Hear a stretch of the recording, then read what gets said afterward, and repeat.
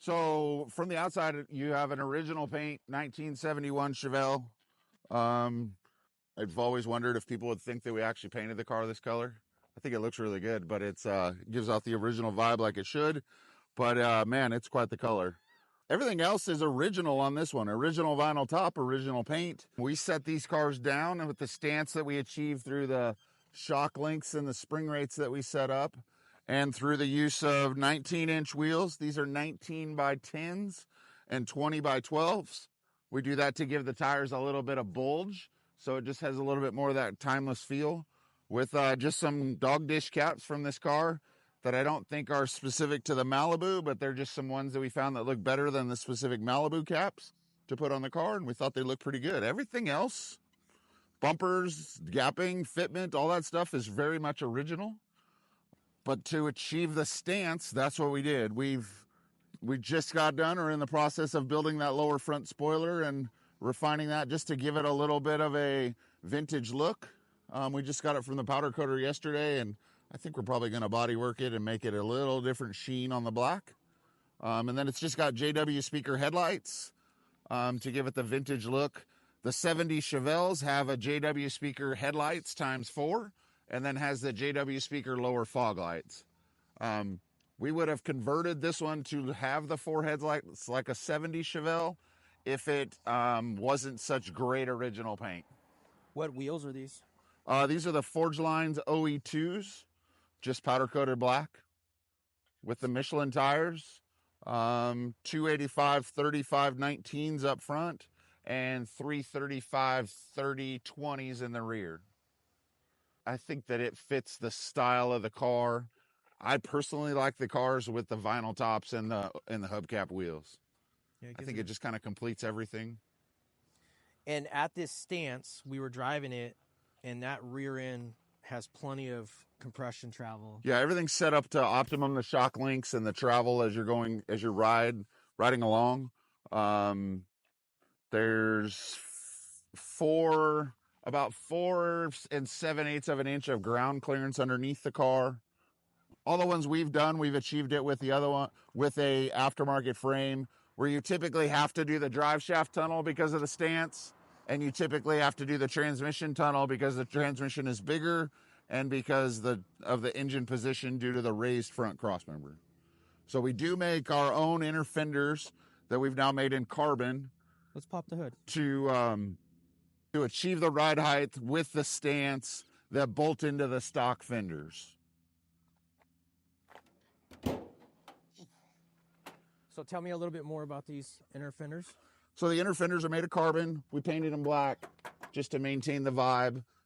They're wider, taller. We've made molds and plugs and went through the whole process to make those and mass produce those to achieve the ride height. It used to be that we would spend about a week modifying the steel ones. Now we're able to do this with our, So these are carbon fiber. So the bottom side is carbon, but they're painted on the bottom side as well. No, we didn't. The bottom side is undercoated.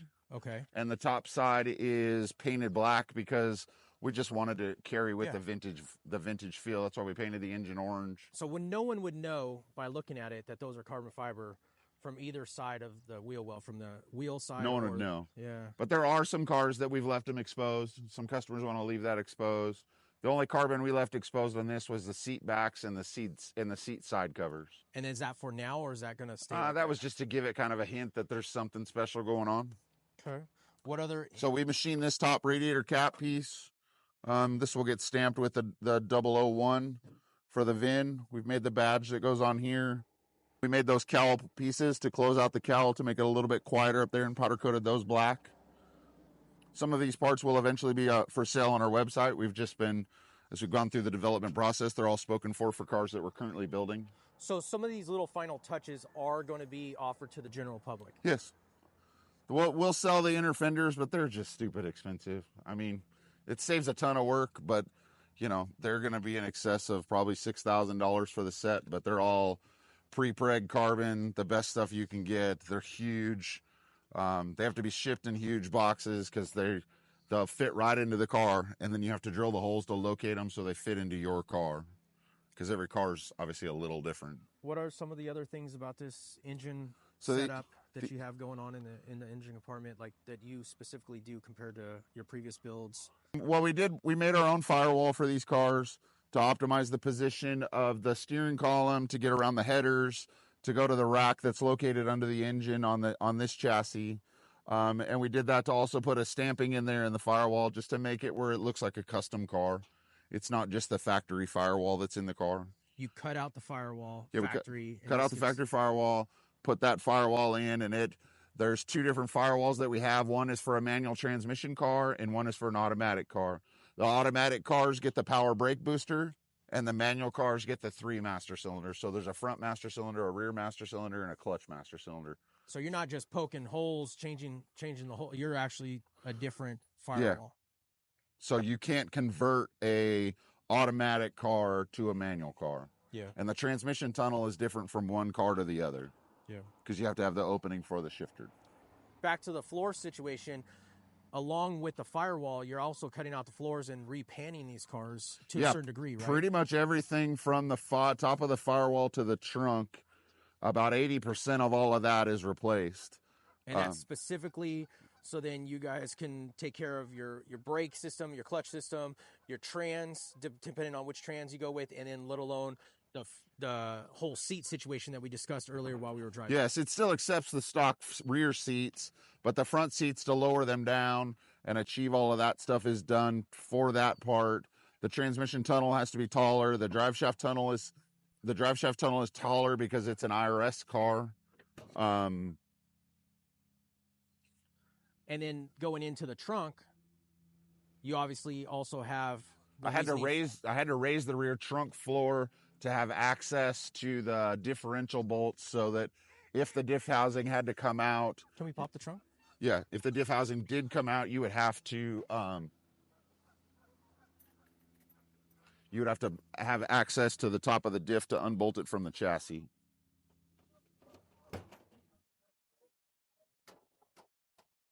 You can see that access panel in the rear.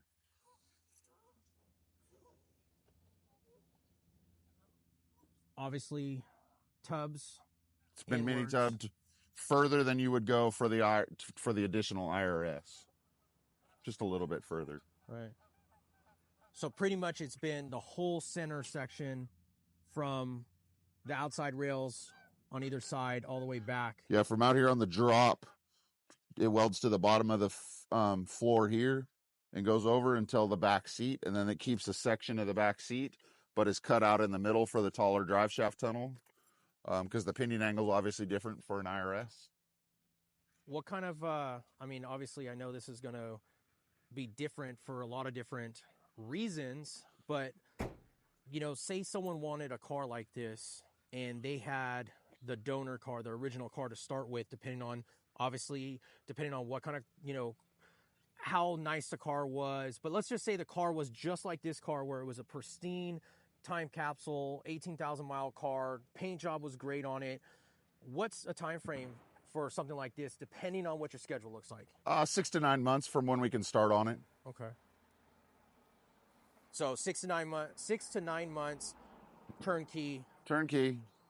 The only variable that would come into that is if you're painting the car. It's typically going to add 3 to 5 months to the process to get the car painted. Right. So we're hoping to be able to deliver patina cars, as we call them, in 6 to 9 months, and we're hoping to deliver painted cars in 12 to 14 months, somewhere in there. And on a patina car, what's your hard stop on a patina car, like rust wise? Like, do you have a certain hard stop on, like, okay, we get it, this is a patina car, but it's a little too... I don't really care, honestly, as long as it's what the customer wants. Okay. I mean, as long as he's like, yeah, I want this rusty looking car, okay. And you've done something like that in the past, correct? I did that with a Camaro that we called Krusty. So, when it came down to it, as long as the customer understands, like, hey, you can't wash the car without knowing that there's water going into the cab. Well, I had the Krusty car that I told you about. The guy who owned that car, his detailer guy was like, what do you want me to do with this car? He's like, well, just wash the windows. Yeah, dry wash it. Yeah, that's all you can do. There's not a lot to do with it. But if that's what you want, some guys are really into that, that's fine. We can make the same drivetrain and everything else. Right. Our intentions is to build 5 cars at a time. We would take deposits for 5 cars, order parts for 5 cars. So like we might take the deposits for 2025 cars now, you know, cars number for us would be cars 6 through 10. And so we'd be taking deposits for those to start on those when the 5 that we're currently doing are done. And the first guy to make the number 6 deposit gets, you know, is first in line for that. And then, but I don't ever want to get years out on cars. So general options here, we're talking really engine and tranny combo, depending on if you want a like an NA car or an LT4 or your wheel tire combo. Yeah, I think at this point, I'm just going to do LT4s. Nobody has wanted to deviate from that. The LT1 car that I've done is the only car I haven't sold, and I think it's because it's an LT1 car. And I think I'm just going to adopt the fact that really the only options are manual or automatic transmission, and you have your wheel and tire choices and your color choices, interior and exterior. Got it. So pretty straightforward on selection. It's not too across the board complicating things. I mean, if there's a guy who wants to put a bigger blower on it or wants to put a nicer paint job on it, or, you know, if they wanted to change the style of the interior, we can do some of those things. We can talk about those things, but I don't want to get into the point of there's going to be a point where it just becomes a custom car. Right, and that's the whole point of this, is to make it a little bit more streamlined for the customer experience and let alone the build, correct? Yep. Yeah, because sometimes these custom cars get a little, it's just hard to digest. Yes. So in the next version of chassis, we've now developed it to where there's a narrow IRS and a wide IRS.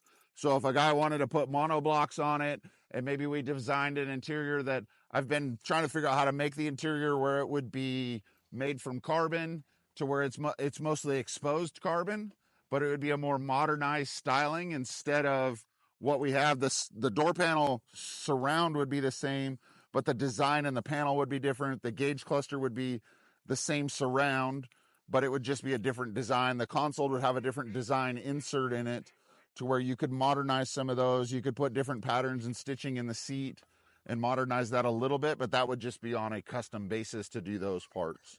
There's still stuff to make this car, each one of these cars, personalized to the Yeah, owner. you could pick the colors. Like, I really want to do a green on green one. I would love to do a green one with a black vinyl top with white stripes that has green interior in it, and just pick the same bitchin' green leather to go with the dark green paint and cover everything in that same leather. But I think burgundy ones would be good. I think a white one would be cool. There's a lot of different colors and wheel choices that would be, you could make something custom for someone to make it their own. But on the flip side, I'm not trying to sell hundreds of these. Right.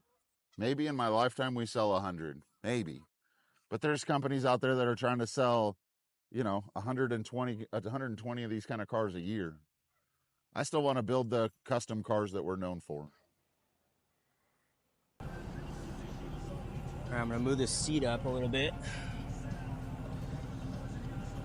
I'm definitely not as tall as you.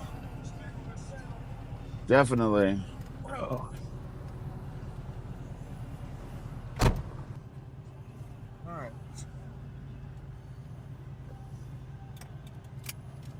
Yeah, definitely a lot better feel. Sit way down in the car, huh? Yeah. So how you're what? 6'6", And I'm about 5'10". 5'10". And I don't know where my adjustable point's going to be, but definitely. There's tilt on the seat too if you want. I think I'm good on the tilt.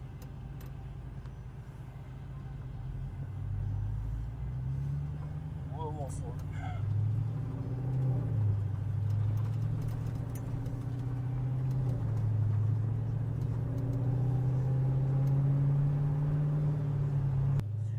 Speakers, I didn't ask you that earlier.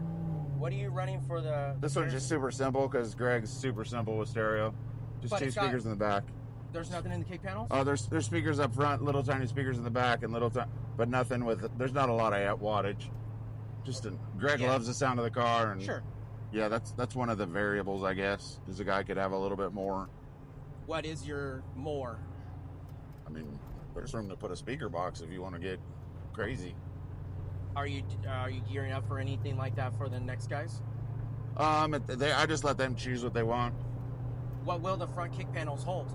6x9, I believe. The door, and then we have them in the doors too. Oh, but wow. the door is really small. There's not a lot of room in the doors. Wow. And then sub-wise, you just do like a single 10 Yeah, if somebody wants it. on top of the hump. Yeah, if they want it. Yeah. I mean, that's plenty. Most guys don't want all that. Yeah, I mean, that's like the extreme of it. If once you get past that, you're just shaking the car for no reason. Yep. Yeah. This is pretty damn amazing.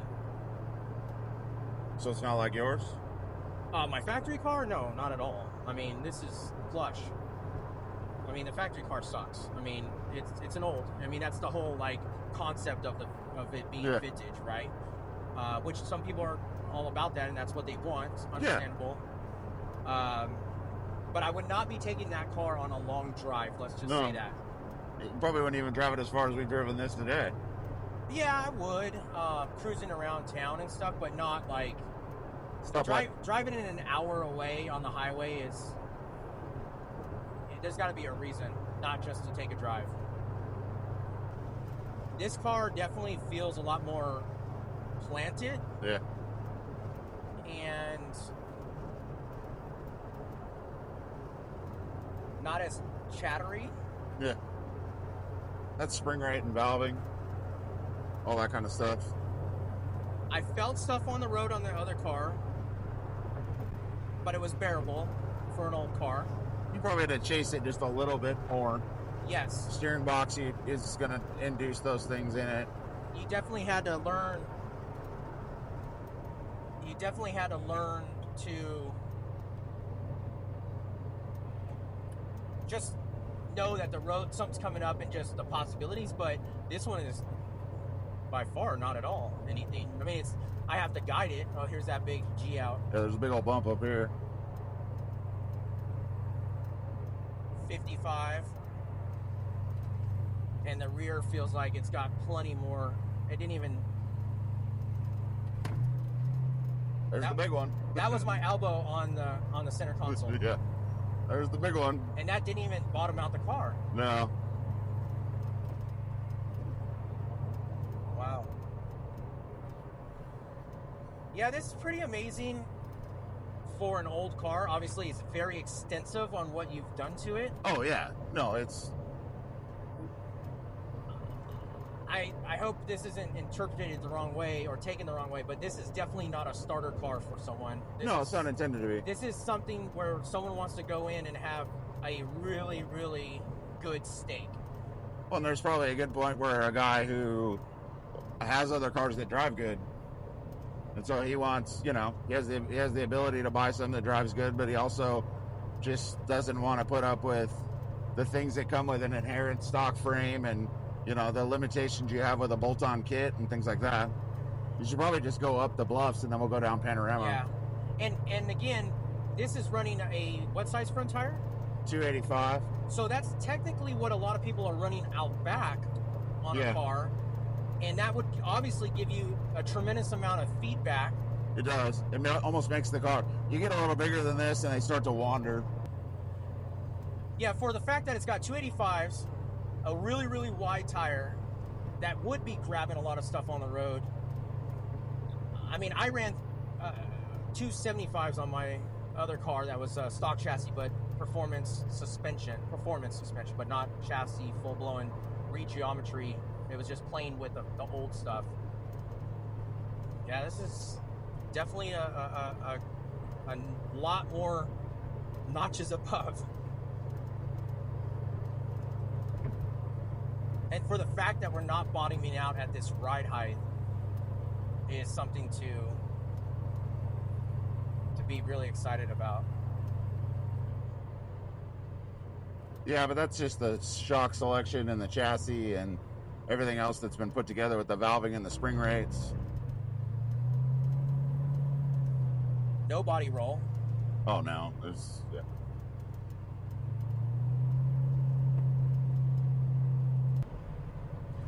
So I definitely need to play with the position because the brake is out further than the gas pedal, just to know where it's at. Yeah, But it's just because the gas pedal doesn't require as much input as the brake. right.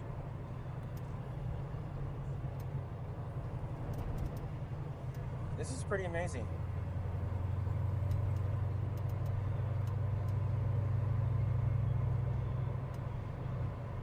Definitely can see not a lot of driver fatigue in this setup at all.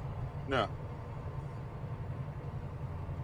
And that's for real. I'm not just saying that. I'm literally, there's a huge difference on this. If you get the chance to drive a stock car with shocks and just stock setup to a bolt-on performance kit on a stock chassis, this is definitely leaps and bound years ahead of its other stuff. I love the seating position. I mean, obviously I know I need to sit, play with the seat height and stuff. It almost feels like I'm too low right now, but that's just because I'm smaller. But it's great that it has that adjustability in it.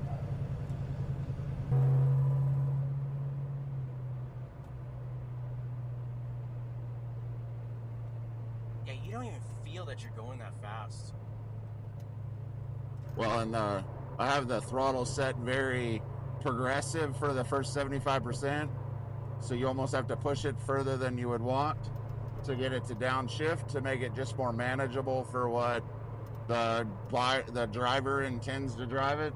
But as soon as you get it to that other part, it becomes a wild animal.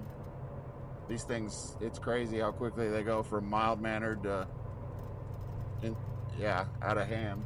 And does this have fully stock? Everything's stock. It's not pulleyed. It's not anything. You definitely feel the road, the tires. You're going to. It's California. Yeah, you definitely feel it. Not to say that you're not driving a car with stock sidewall. Yeah, but I don't want a car that rides like Grandma's Buick. Yeah. I want a car that has inputs in it that isn't going to lay over, and you can't have the car sit flat and in the turns and not have, if you want to not feel any bump in the road, then you just got to make the suspension softer and cushier, which is totally doable. But then you're going to lose all the inputs where when the weight roll, in the turns, it's going to roll over on the weight of the car. Yeah. So I know what these switches do. They're for the electric windows. What are these? The left one is to calibrate the gauges. The middle one is for seat heaters and coolers, and the other one is for the passenger seat heaters and coolers. Wow. Wow. So this thing has heated and cooled seats. Wow. And we're driving with the AC on. We're driving with the AC on and the windows up. Yeah. Which makes a big difference, especially if you have a car that's been all whatever material you want to use for sound deadening and sealing for heat extraction and what have you. Yeah. That makes a huge difference on these old cars.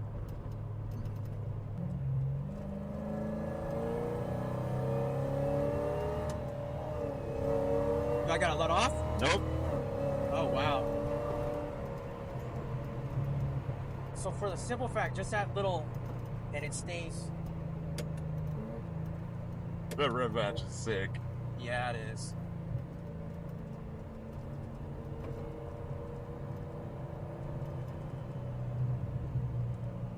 Where's our street up here? Yep, turn left up here.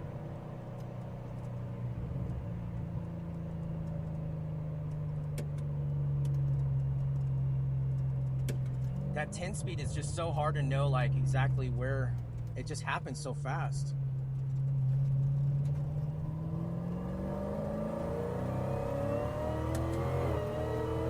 It's loose over here. Wow. Dude.